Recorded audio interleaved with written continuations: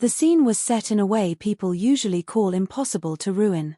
Soft lighting, music lower than the conversations, doctors and parents and volunteers nearby, and children whose paths through pain and triumph should make any adult instinctively turn the volume down.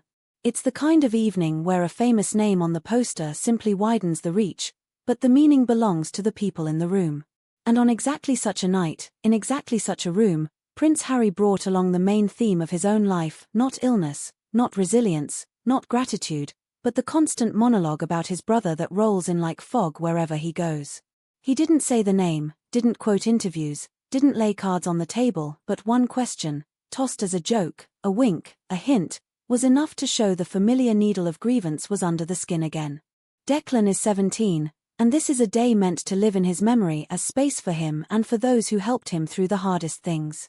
His name rings from the stage, applause ripples across the hall, his smile is the one that should fill the frame. And then, suddenly, there's a small drama beside him, not his, yet insistent, like a habit.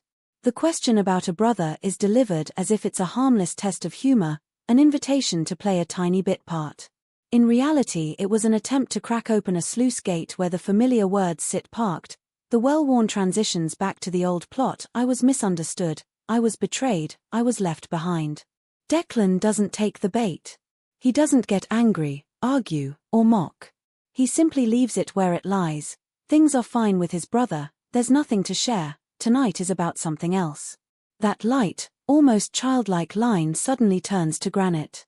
It smothers the spark of provocation, and for a second you can hear what's usually unheard, how dignity works without a single loud word. At that moment it becomes especially awkward for the adult who didn't recognize the boundary. If Harry had shown up as the patron he once was, the one who knew how to listen, step aside, and let the room work without him, this scene would have looked different.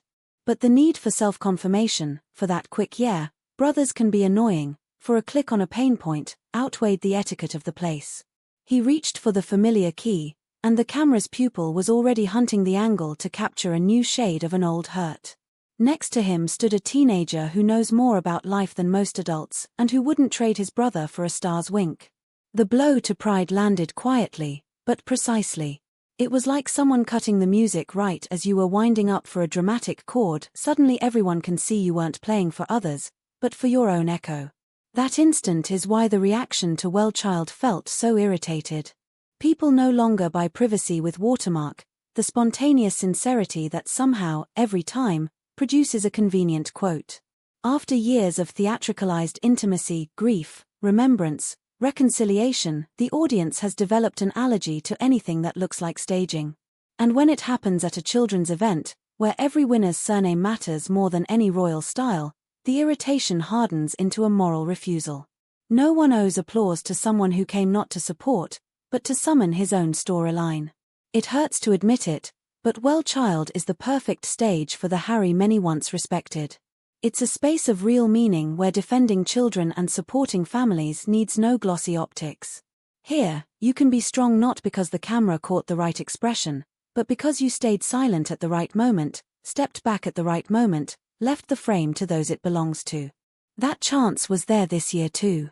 But the habit of tugging the same thread out of any conversation won out. And when a teenager calmly snipped that thread, without a scene, it became clear that growing up isn't years or titles, it's the ability to stop turning every surface into a mirror. Meanwhile, outside the hall, the other gears of the same machine kept turning. The same sources spoke of a letter to William, a proposed meeting at the Queen's grave, without wives, let the past stay in the past, the ritual phrases that read like therapy on paper but in reality play like one more attempt to pair the right words with the right date for effect. Some call it desperation, some a delicate psychological gambit, some a bid to come home through a beautiful shot. In the end, it isn't about clever phrasing. It's one question: is there enough honesty in it? Without honesty, even a good idea becomes a script in service of an image. There's another layer here, the reputation of the event itself. Charities invite big names because it works. But it works only until the name on the poster starts overshadowing diagnoses, doctors' efforts, and the winners' names. The balance is razor-thin. Every shift of the center of gravity worsens the weather. If the morning's headlines talk about the VIP guest rather than the people he came to support, the evening, no matter how polished, has lost. A charity night wins when the children's names ring louder than any title. When the photo that matters isn't the expression of the invited celebrity, but the second a child can't hold back laughter or tears, with a hand beside them that supports from within, not from outside. In that sense, the comparison with William and Catherine's work in the same days is instructive, not because one may do anything and the other nothing, but because it shows a difference in approach. They don't look for contact with memory through striking images, they look for contact with living people through work that rarely looks cinematic.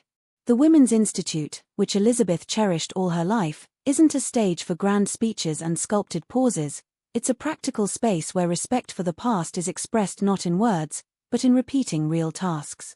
Against that backdrop, it's especially disappointing that Harry, who has real experience and skill in charity, again chose innuendo and personal subplots. That's why the moment with Declan rang so loudly. The boy didn't belittle the guest, didn't judge, didn't stoke a new skirmish. He simply refused to let his brother be used as bait. It isn't heroism, it's basic ethics, which children who've faced adult horrors often grasp better than adults. And it's bracing.